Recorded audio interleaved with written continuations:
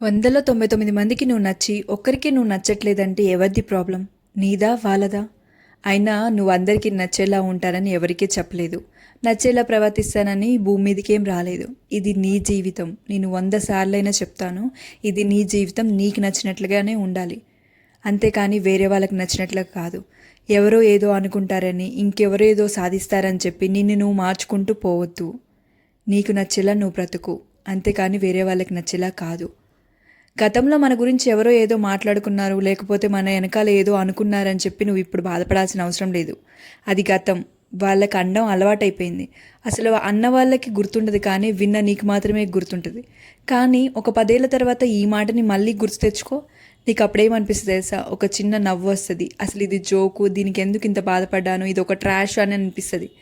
అయినా ఇలాంటి చేదు అనుభవాలు మన జీవితంలో ఉండాలి. అప్పుడే కదా ముందు తరాల వాళ్ళకి మనం ఏదో ఒకటి నేర్పిస్తాం.